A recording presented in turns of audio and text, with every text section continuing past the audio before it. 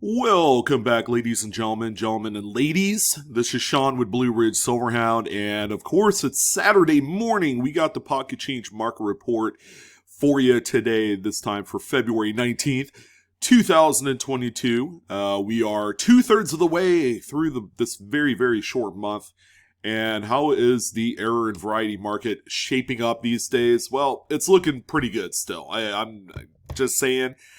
Brand new 2022 coins are out there. We have a few of them that we're going to talk about today that I think you guys need to know about. One brand new coin that I haven't talked about before that we're going to make sure that you guys get whatever necessary info that you need to know and where to find that particular example. Along with a myriad of other coins that people have found by going through just bulk change. Maybe they like to coin roll hunt. That's the art of going to the bank and actually picking up bank rolls to go through. It's one of the founding sports within the last 20 years that just continues to gain in popularity, of course, for its reasons.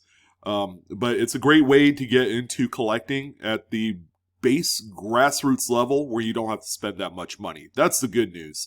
Another thing people like to do is go to their local coin shop or show, and of course, they like to cherry pick some errors and varieties for themselves. Generally, some of the bigger, I guess, coin dealers don't really like the smaller, to their credit, the stuff that's really not as important to their inventory. But for folks like you and I, where we thrive on finding stuff at a generally much more cheaper rate, this is going to be a good way to really enhance your collection, number one. Number two, people actually do this for a living and go out and cherry pick and resell their coins. So that's another thing as well. You'll find that in each and every single one of these eBay listings, the coins are raw. They're not graded. Why go through all the trouble of spending a lot of money to grade these coins? By the way, we are launching a really cool how-to coin grading 101 video on the live coin Q&A channel here in the next few days. You guys are going to want to check that out, especially if you're new and you're interested in grading. But yeah, grading does cost quite a bit of money. You have to be kind of all in to do it. And, with these particular coins on the list, sometimes it's just not worth it. A $20 coin raw will still be around a $20 coin graded. So something to keep in mind. Of course, all the pictures are native to that seller. Oftentimes, we're going to come across a coin image that is out of focus or a little bit too dark, and that's okay. That'll be kind of like a little bit of a photography lesson for a lot of us as well as we go through these coins. But I want to thank you guys for joining in. Let's go ahead and dive right into this report. We have a pretty stacked lineup, 36 coins all together today. And we're going to start off with this beauty right here, 1970D Lincoln Memorial Cent. This is a coin that, again, much like a few of the other coins out there with, with kind of like their own fan base. I would say like the Spinning Horse Delaware quarter, the In God We Rust Kansas quarter. But how about the floating roof? These can be found on a few different dates of Lincoln Memorials. Most kind of concentrated in like 69 and 70, and oftentimes you're going to find these on Denver's. As a matter of fact, the 69D would be one of those coins that you would find most frequently. They're not rare at all, but the floating roof actually are just the two lines that attach the roof to the actual main part of the memorial. Have been over-abraded, all right? The little overzealous polishing right there really eliminated those two fine points on the dies, and they will strike the nothing. It's look like the roof is floating.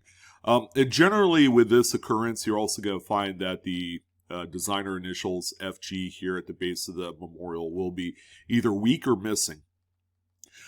So again, it's just a kind of like a fringe interest type of piece. Again, it's very common to find, but this is worth mentioning because this particular example sold for $24.45. Now, I'm not going to say that that's not worth it. It's like I kind of implied it there, but if there is a market for such a thing, then why not, right? And it's also worth mentioning that this was a buy it now listing. Okay, this is something that I'm sure that if you threw up as a traditional 5 or 7 day auction format, you probably wouldn't even come close to $24 on this particular coin. But that's the first one that we have here on the list. And the next one that we have here is going to be one of the first 2022 coins on the list.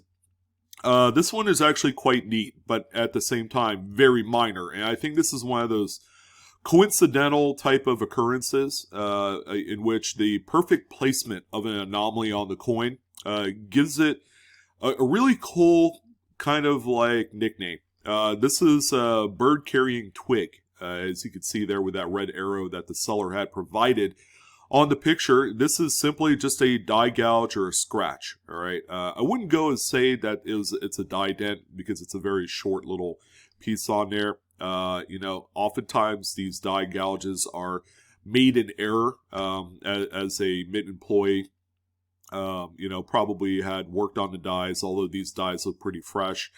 They don't have any sort of fine file lines to speak of in the fields.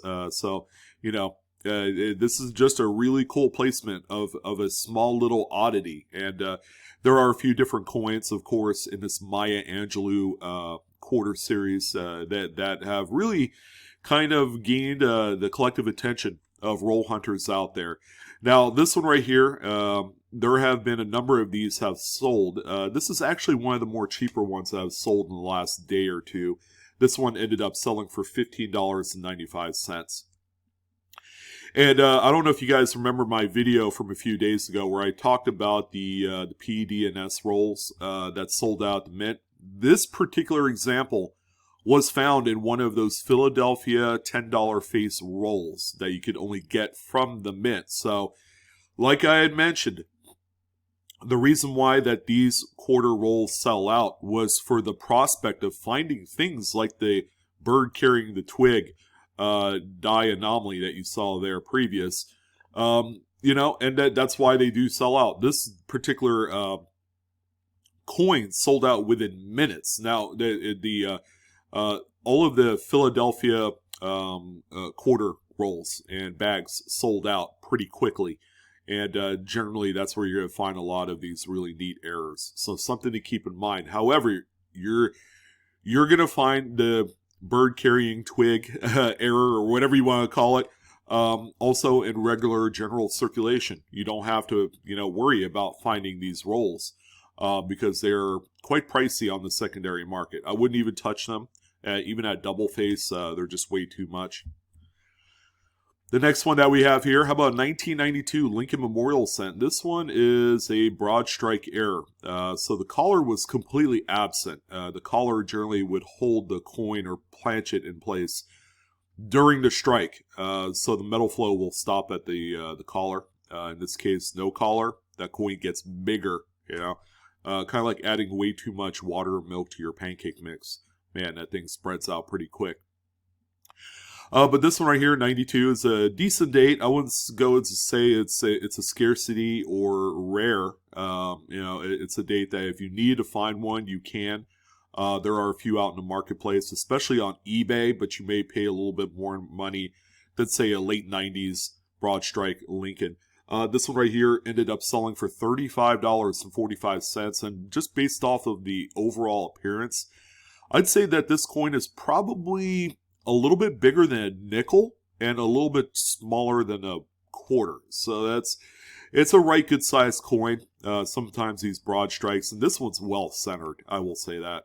The broad strikes will get to a point where, they're stretched out just enough that they're going to be as big as like two sizes up. So pretty neat right here. Right, hard to believe, but this is actually a Roosevelt dime. It struck about 95% off center. There's no readable date or anything, but you do have a little bit of the devices. It's a double-faced strike. Not a uniface, so that's important. Yeah, I mean, if you're looking for like a quick little oddity, this is the one here for you. If you do come across these, they do have a little bit of value. This one actually looks like it's circulated, believe it or not. I don't know how anyone can discern the fact that this is indeed a dime. It looks like a garage job, to be honest. This one sold for $20.95. Coming up next here, we have actually a really common date, 1939. Now, don't let the age fool you. These are quite plentiful out there, even in circulation. I come across 39s all the time. The mintage on this one was well over 100 million pieces. However, this one right here, a little bit deceptive because it does have some scratches right over here, so it's not a problem-free coin. The coin is a pretty rough shape. But, however, it does have some lamination issues, which, during this time, the U.S. Mint was really, really having a tough time hammering down the annealing process of these planchets, and this one did not pass the test. So a lamination error right here ended up selling for $4.99. Not too bad of an amount of money, considering that it does have its fair share of issues. So even coins like this, ladies and gentlemen, they will have value. Now here's another one of those bird-carrying twig Maya Angelou quarters. And keep in mind, they're all on Philadelphia minted examples. This is, I would say, a much better kind of like representation of the coins that you will find out in circulation. This one, of course, is like not a gem. It's probably just a typical out-of-roll Mint-State 64 kind of like average grade. Yeah, you can see it even before I even pop in close to that region of the bird's beak where you see that die scratch or gouge. Pretty neat coin. Again, some people love or hate this coin, more so the obverse than anything else. I think the reverse is really pretty on here. But yeah, another coin to keep in mind. There you go. There's that little die scratch right there. And this one actually overachieved on the market, selling for $46 with 30 bids. The previous coin, by the way, was a buy it now listing, and that's why it sold for too cheap. This one was organically bid up to this amount of money. So if you're thinking about selling these, you did come across a few of them. Keep in mind, it's always better to just throw it out there for 5 or 7 days and then see what you can get for it. If you're able to get anything over $20 for this, that's going to be a really, really big deal. And I don't know kind of like the frequency in which these are being found. I would say quite a few of these were minted, but only really it's going to affect one die. I don't think you're going to find this on multiple different dies. Again, pretty neat. It's very minor. It's going to be one of those things that I think as a hunter out there, you probably want to find this and then sell it for yourself as opposed to buying one for your collection. This is brand new. They have hit the streets a few weeks ago, so there should be a plentiful amount of these. Now, this one's not an error, but please do keep in mind there are a number of key dates in the Lincoln series. This wheat cent right here is a 31S, which is a quite scarce date. Some would say it's a semi-key. It's got a mintage under 1 million. I have found a few of these during my days of going through many, many bags of wheat cents.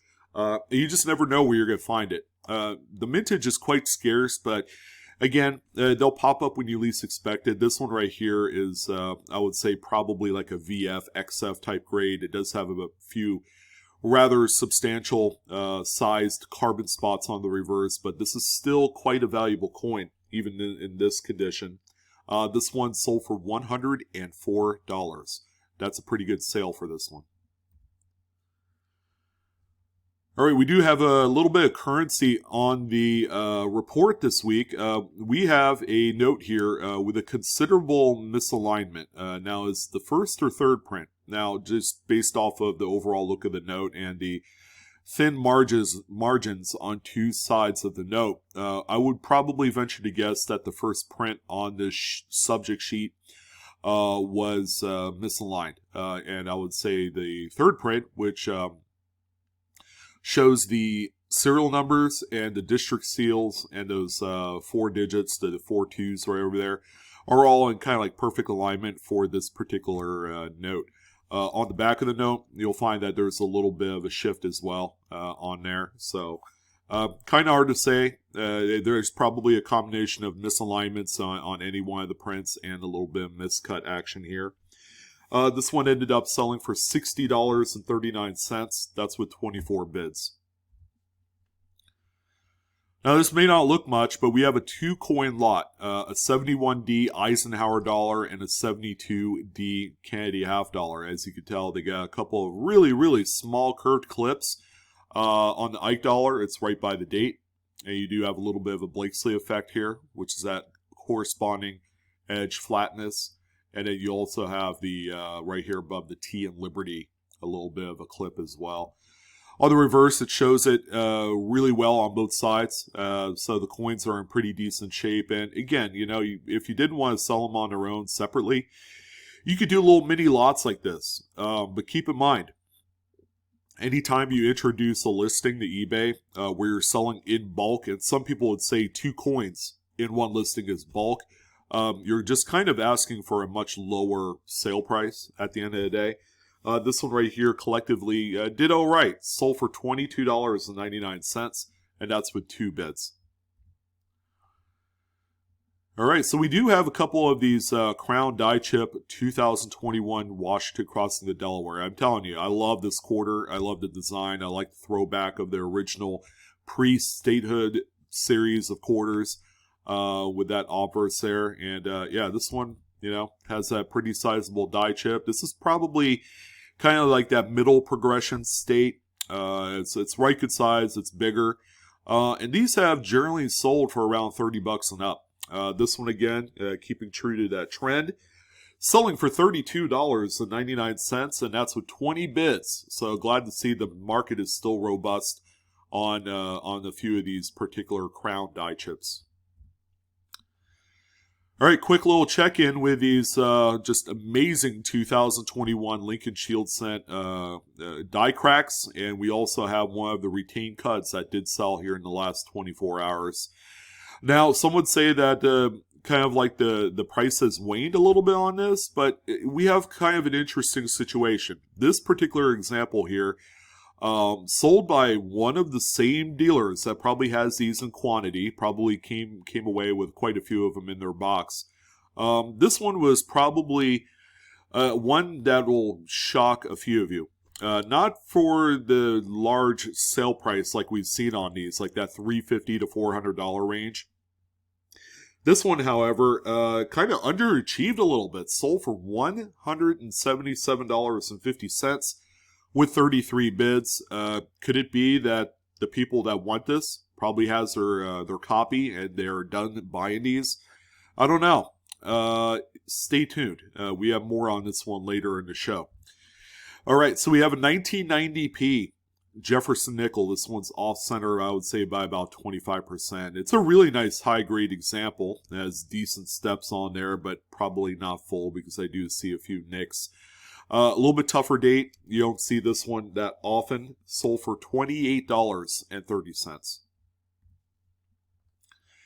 And here's another one for you in case you needed to know. 1928S seems like a tough date, but really it's not. However, there is a pretty neat mint mark variety on this particular coin. This one has the large S variety. It's also referred to as the FS501. And if you were to compare this one to a standard, like regular sized S mint mark, wow, pretty big difference. I found a few of these in my day. I probably have maybe 20 of them because I used to go through just a huge amount of these wheat cent bags. And, you know, the condition of this coin is not spectacular, right? It's a really well circulated example. But however, it's sold for $29.65, which is a really good sale for this coin. That traditionally back in the day, like 5-10 years ago, you could have picked it up for under $5.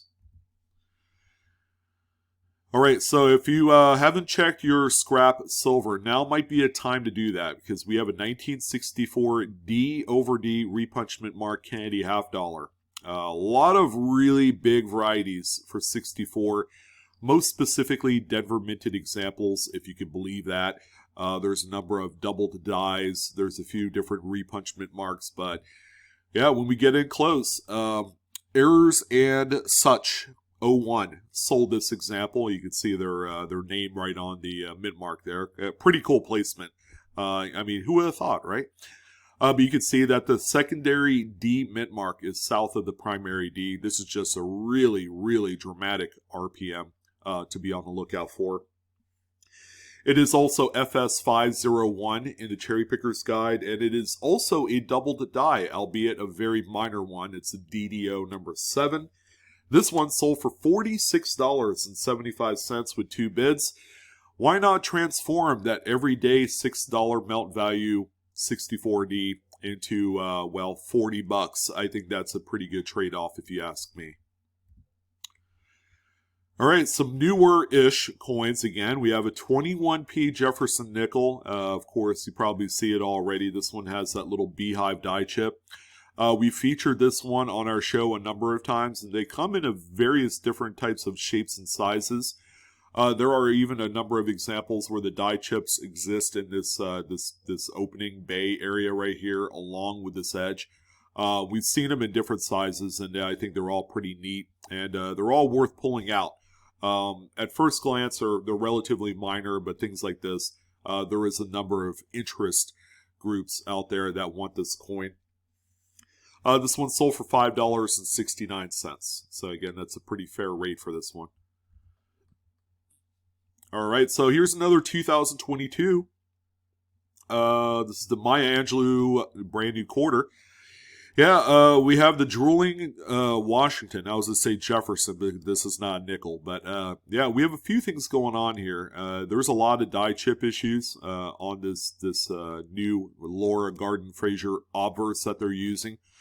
Yeah, this one has a much more advanced die chip right on his mouth. Like Washington couldn't chew his food enough, or maybe that's some herpes action. Kind of hard to say. But there is also a little bit of a development of a pre-die chip right here on the bridge of his nose. That's also worth mentioning. I think that's really cool. Yeah, I ordered one of these, not this one specifically, but this same die chip size and progression. That I'll show you guys on video, so that way you guys can see it in person, I guess, on video. If that makes sense. But yeah, this has been quite the neat little find here. This might actually be the error of this coin to be on the lookout for. If anything else, it's big. It's a right good size anomaly on there. This one sold for $41.69 with 6 bids. So a little bit of activity on this one. Yeah, I mean, $40 to $50 for every single one of these that you do find. I would say that's pretty good. Excuse me. Yeah, we have flowers and crap coming off of trees, cherry blossoms. Yeah, I'm dying right now as far as my allergies. So you have to excuse me as we go through this PCMR. It might even stay that way for about the next 30 days because it's just been nuts. But here's a $100 bill, 2009A. Yeah, it's got a little butterfly fold. You can see that right there on the top right corner. So that corner was folded in at one point, or on the sheet, before it was cut down. So obviously, that's how it was found in a brand new bank strap. The note is gem crisp, uncirculated, which means it was found in a strap from the BEP. On the back of the note, you'll notice on these colorized notes, they have a very, very colorful margin. Plus you can see the crop marks on there and all that, which is really neat. Yeah, so something like this definitely has some value in the marketplace. This one sold for $172.50 with 6 bids. Again, this is kind of like what they consider a much more small or minor butterfly fold. I've seen some pretty gnarly large ones. So this one definitely on the minor side. Here's just a 1967 Lincoln Memorial cent with a right good sized, was that curved clip. All right, pretty easy to see what we got here. This particular coin sold for $9.99. Yeah, more clips, the more money you'll get is what we're looking at here. But this one, not too bad. 67 is probably one of your more tougher dates to find stuff like this. Now, I'm willing to bet you guys have never seen one of these, and it's been a number of years since I have seen one of these, but it's I could only assume it's probably like a 1968 Lincoln Memorial. I don't think it's a 78, but I think it might be a 68. I don't know. It's definitely copper. It's the bronze composition or whatever it is. Yeah, it's got two indents. So when this was struck, there was two other coins overlapped onto this coin that produce the indents that you see here. Again, this is not something that you would typically come across in everyday roll hunts. But if you were the type that liked to go through just massive, like canvas bank bags of BU coins, that's where you're going to find stuff like this. That's the secret sauce, baby. You're not going to find it any other way. This one right here sold for $177.50 with 28 bids. And how about a 1983 well-circulated Jefferson nickel with a cud die break over we and trust in the obverse of the coin.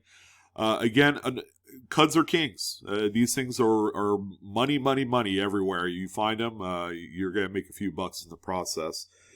This one, even in this condition, sold for $39.95. And this is the 1972 Lincoln Memorial. Of course, this is the marquee date for doubled dies. We have, in this particular instance, FS 108. Out of the Cherry Picker's Guide, beautiful coin with lots of great doubling. You can see that in the motto, "In God We Trust." The date is quite nice, and Liberty is quite strong as well. So another great coin to be on the lookout for. BU rolls have all but dried up of this one because of the prospect of finding any one of the double dies. So even still, this is a good one to find. And, even in this condition, quite valuable. Sold for $123.45. Yeah, I just noticed. That's 1, 2, 3, 4. Crazy. 1944 Lincoln Weedy right here. This Sweetie of a Weedy is off center by about 15%, I would say, maybe 20%. But yeah, it's a really nice high grade condition coin. I've seen a few 44s, so I'm going to kind of like throw out the window the fact that this is rare. It might be uncommon, but it's certainly not rare. This 44 right here is a good looking coin. That sold for $61.62 with 15 bids. All right, what do we got going on here? Something is definitely afoot on the obverse of this Kennedy. Now, it's 69D, which also means it's a silver-clad 40%er. And, you're going to have to look on the edge and find that this is a clamshell lamination. All right, so due to some impurities in the clad layers, the layers can't split. And in this particular case, this one did that quite well, as a matter of fact. Kind of hard to gauge if this was helped along any. I think for photography's sake and just the dramatic nature of it, I think maybe there was some little assistance there. But normally I would say don't try and assist at all, with the possibility of breaking this thing off. This one sold for $106.45 with 17 bids. Now we have a silver certificate here. So what's meaningful about this one? It's a 34C, much older silver certificate, but on the reverse there. Yeah, it's a slightly misaligned reverse print to the point where you could see some of the margin kind of information there, some of that selvage. It's not typically called selvage if it's misaligned. That's more for miscuts. But yeah, it's all right there. Stuff typically that the BEP doesn't want you to see because it's all internal, kind of like coding and whatnot. This one right here sold for $81. So it's quite minor, but at the same time quite neat. And here's our other routine cud. 2021 P, Lincoln Shield scent. So if the other one sold for 177 for the die crack, so this one sure has come down, and it has. It's come down just a hair. Now this was sold as a buy it now listing for $499.99. Still a really good amount of money for this. I've seen the pairs of both coins sell for right around $800, which sounds about right for the market. I think at their peak, both coins together have sold close to $1,000. So the people that have gotten their examples out in the marketplace more than likely aren't looking for a second example. But yeah, this is still another great coin to find out there that carries a ton of value. More to come, so that's not a bad one. Here's a 2000, let's see, what's this? A Lincoln Memorial set. Now, it's slightly broad struck, we could see that, but also it has a 40% off center brockage. So, wow, incredible coin. This one is going to need a lot of care in the future if you're going to preserve it this way, because we have a lot of like exposed zinc areas, so you can see this gray. Of course, if you're living in a high moisture environment, lots of humidity, you're going to have to really keep an eye on this one. Let's see, this one sold for $68.80 as the final bid. Now here's one that probably a lot of you aren't aware of. Now, 1945 Walking Liberty half dollars, and you can look for them in scrap silver or in BU type stuff like this one. This one right here has the weak designer initials. So the Adolf Wyman initials are quite weak. There is a missing designer initials variant, which is the FS901 in the Cherry Picker's Guide. But seeing as how this has just a little bit of remnants there, I'm not going to say it's a full-blown 901. But still, there was a lot of interest on this coin. Selling for $107.46, sorry. With 6 bids. And here's a 2022 Silver Eagle, and it's been my understanding, just from the community, that these things were dog meat. Lots of issues on these Silver Eagles, and this is a prime example of what people are finding in their Silver Eagle rolls, direct from the mint. Look at all the strike through on the reverse of the coin. You can see it in the field, great big area there. You can see it on the wings of the eagle. Yeah, that's pretty crazy. So do you keep this one or do you turn around and sell it? That's a great question. It really depends on what your motive is. If you're a silver stacker, more than likely you could care less. But hey, why don't you sell this thing and buy more Silver Eagles? This one ended up selling for $108 with 12 bids. So you could take one Silver Eagle and turn it into what? Three Silver Eagles? Is that what we're looking at price-wise for this? I'd say that's a pretty good trade-off. 64D Jefferson nickel. Yeah, we got some lamination going on here on the obverse. Coin's in pretty nice shape. Yeah, but yeah, if this is a coin that you feel compelled to throw back, only because it's like a really common date, you might want to think again. This coin actually sold for $20.50 with 7 bids. So, I mean, that's a $20 bill staring at your face all day long. So don't even think about throwing this back. That this would be a good one to just kind of flip on eBay. And the seller did just that. All right, where we at on brand new 2022 Philadelphia boxes? So this is a Loomis box, $25 face. And this one ended up realizing $108. So, yeah, this is kind of like our new steady price line on a brand new box of 50 rolls. So, $100 bill for every $25. I mean, you know, you could do a whole lot worse. I'd say these things have been out for about a month now. So, the prices have definitely settled down.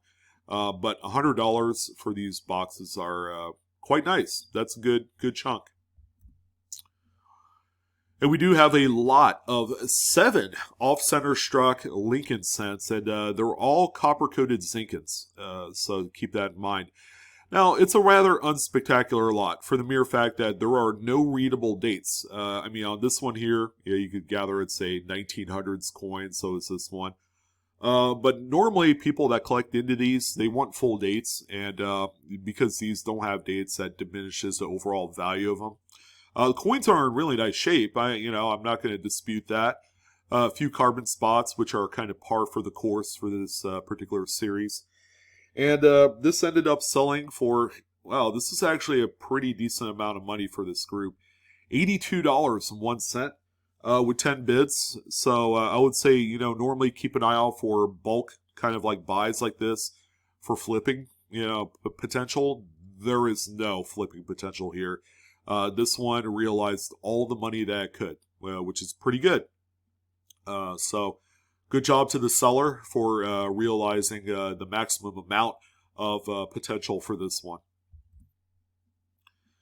Just a really nice old coin here, 1829, what do they call this? The coronet head, large cent. Now, it's all center, which I think is really killer. You just don't come across these that often. It does have a little bit of damage on the offers, so you're going to have to kind of weigh whether or not you want to add this to your collection, even with that that damage there. And most of the time, you're going to want to. This is a tougher date as well of this particular coin, and this one sold for $344.75 with 19 bids. So that is a very, very stout amount of money for this coin. But mid errors from back in yesteryear, they are worth exponentially more than what coins are with the same type of error today. So here's the other 2021 die crack. This is the early kind of like stage 1 formation of that was going to be a retained cud like we saw previous. But this was sold by the same seller all within the 24-hour period. So that one that sold for $177, also from the same seller. However, this one is more in line of what they have been going for. And I think there was just a number of them ending on the marketplace in the same day.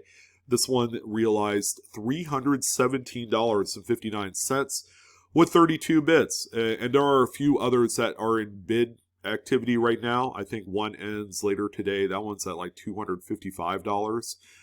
So yeah, those prices are more in line of what their true worth is for these coins. Again, another neat find, and yeah, these are out there, so make sure you're looking for them.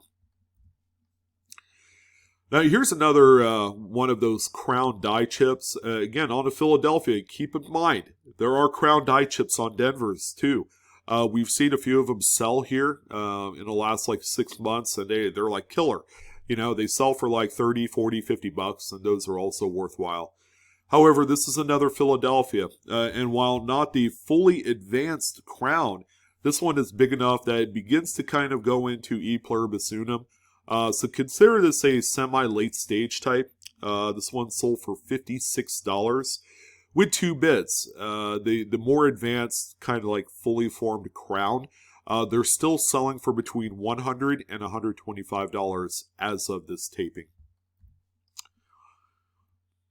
All right, so hard to believe that something like this circulated, for as long as it did. It's not a pretty coin, but this 85 Lincoln with the big, huge cud die break right above his head is something to just be in awe of. It's a great looking coin. Sold for $65.50 with 13 bids. Again, do I have to mention that cuds are king in the market right now? People just love these coins, and again, this is a byproduct of dies that begin to fail, and that's what we love.